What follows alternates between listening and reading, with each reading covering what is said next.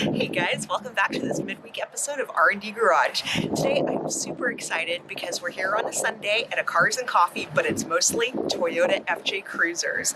We've got Tacomas, we've got a bunch of other stuff, but mainly I am here for the FJs. So let's go check them out.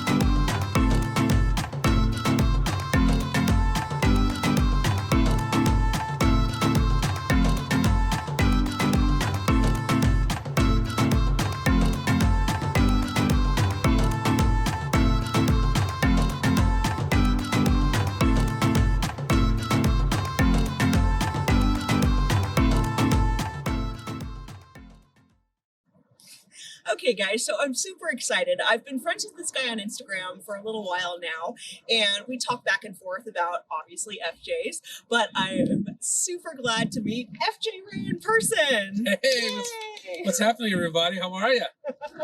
Well, thank you for taking the time to talk to me today. Not a problem. Your FJ is absolutely gorgeous. Thank you. So why don't you go ahead and describe a little bit of what you've done to her? Well, first of all, it's going to cost a lot of money to get. No, I'm just kidding.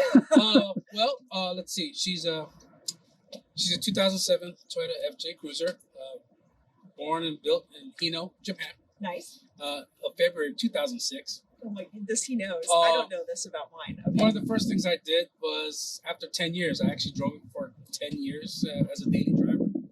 So it was completely stock.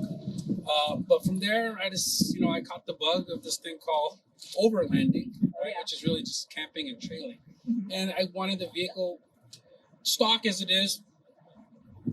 Far down, it's king. But there are some things I wanted to do, and I wanted to beef it up a little more. So I started with suspension. I think one of the first three things I tell my friends now who are into this is, the first three things: suspension, tires, and wheels. Yes.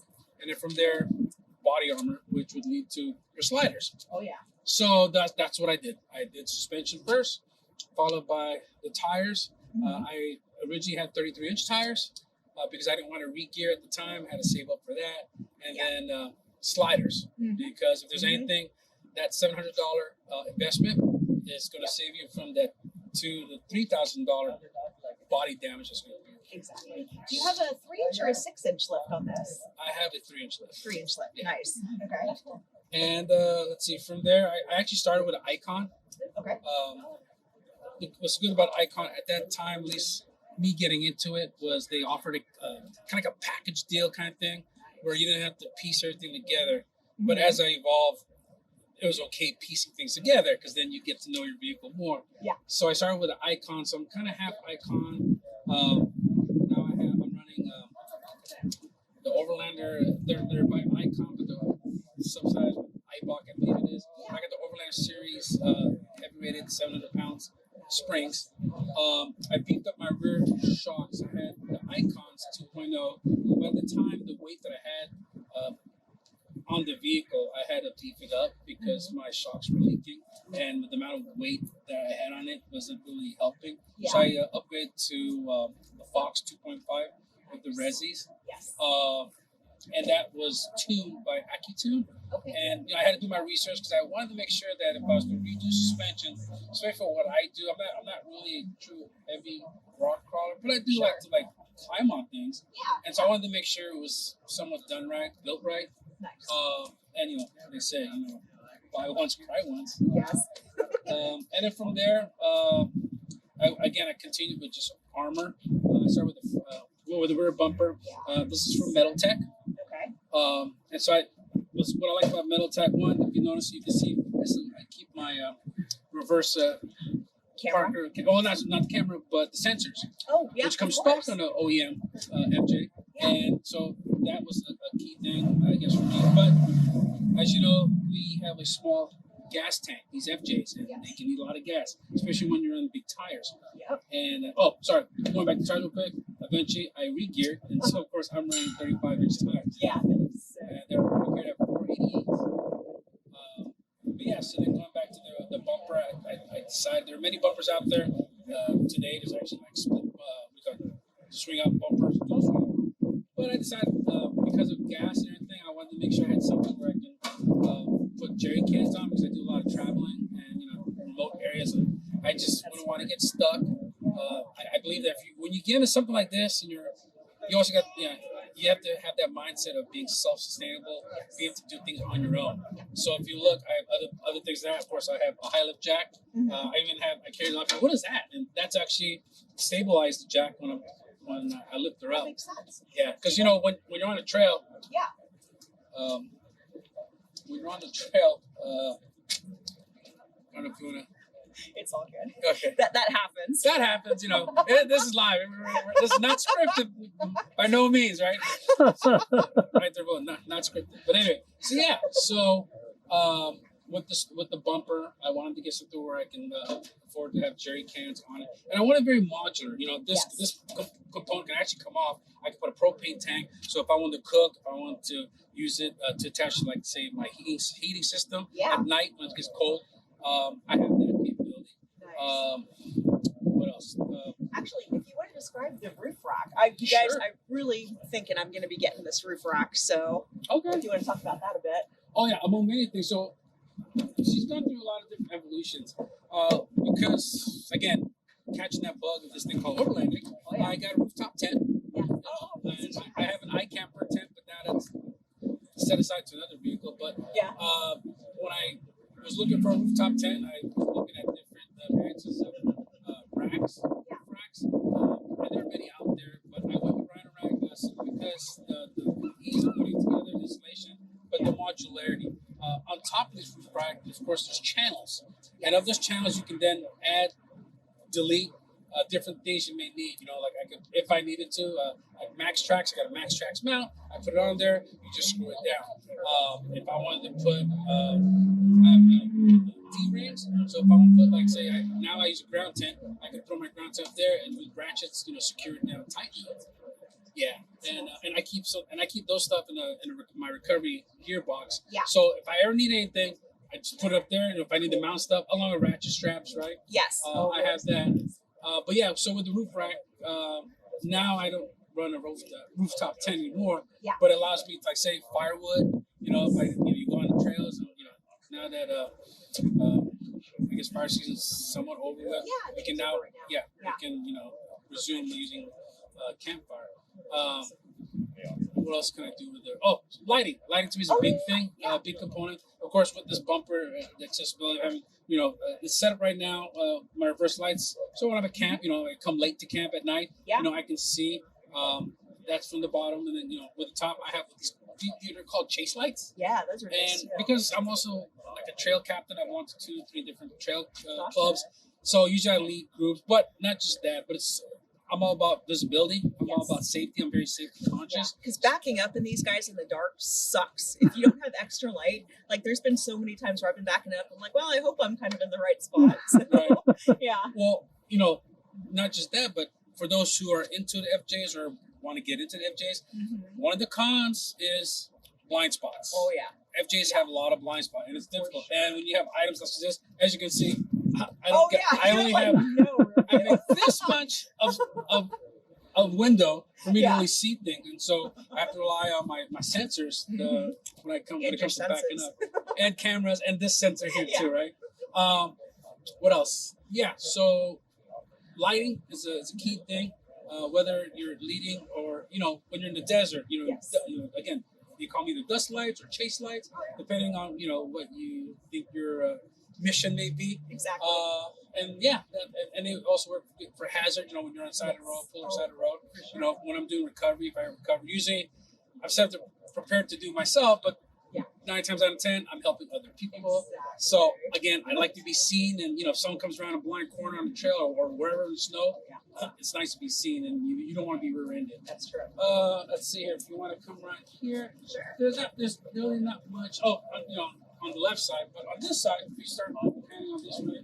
Oh, but before we do that, let's take a quick. Hi, FJC Club. Hi from California. Yeah. I was gonna wear my shirt. I'm sorry I didn't. It was just too damn cold. Thanks to those guys. Yeah, they're awesome. Yeah. Yep, and FJC Club right here. They got the crew And so, on the other side. of course, sliders. Big thing. Yes. This comes with a kick out. So when you're out on rocks, and it just helps push you off. Again, best money to avoid spending this, because this is about $600 to $800. Depending what the manufacturer go with. Or what's the vendor? This one here is a one-off. It was a guy who made them for me specifically. But again, it's something to save these. Yes. Because this is expensive. Yep. We've got ours on the way. So as you come to the front, a safari snorkel. I want one. So going from top to bottom once again. So for of course the Rhino rack, I also have ditch lights here at Baja Designs. Yeah. I have here a safari snorkel. Unique to, like, we'll compare to Rachel's. See how she has like a stock OEM? So I kind of upgraded mine to where these are the KC Cyclone lights, and they're LED lights, and they're bright. I've been told 2.5 miles. You can see them. But I like the fact that not only do they work sort of like ditch lights, but I like to call them puddle lights. So like when like at night, you can actually see it actually lights up this area here. Yes. So puddle lights, snakes or any critters on the ground. Yes. But what's cool about this too, if I have a passenger, but on my side, if I need to see here, I can do that. Yes. And then the light illuminates here too. So again, I'm kind of big on illumination. Yeah. Snorkel, thanks to Solve Function, great guy if you're into Toyota. He's a creator of a lot of Toyota novelties. Okay. He started with 8 Series Land Cruiser, but he does, for those who are into this, he does plates and stuff, among many other things. Go check out his website. Yeah. It's Solve Function on Instagram. Okay. And then, coming to the front, again, suspension-wise, I beefed up the suspension thanks to Dirt Fabrication, Dirt King, sorry. I had to beef that up, and with Total Chaos, I reinforced I gusseted the spindles. Okay. Coming to the front, ResFab front bumper. Yep. This is the version 2.5, and the only change that they made versus the other ones, if people want to know, is where your winch is mounted. Before it was a cover plate, so you couldn't access your clutch here to free spool. Exactly. In order to do that, you'd have to come way up in here, and depending what situation you're in, you're not on level ground. It's night, it's snow, whatever. You're having a bad day. Yeah. And the last thing you want to be able to not get access to is the things you need to access to. Yes. So looking, when I did my homework and when ResFab finally came out with this version, because it's very accessible. I can get to it. Not always remote, but it's still accessible nonetheless. Because like anything else, there's always a mechanical failure. You should take it into consideration. Yes, of course. So, so then again, I'm running Bajas. These are the LP6s. They come both with a low and a high beam. Of course, my D-rings for recovery. This is a not banged up. But this is a flip open license plate, so I can get to my winch. Oh, perfect. Yeah, so Yeah. because here in California, you must have a front license plate per Oh, vehicle yeah. code. What else? Yeah, so that's the. And then again, more lighting, fog lights again. Just It's just the little touches that kind of makes it. Work.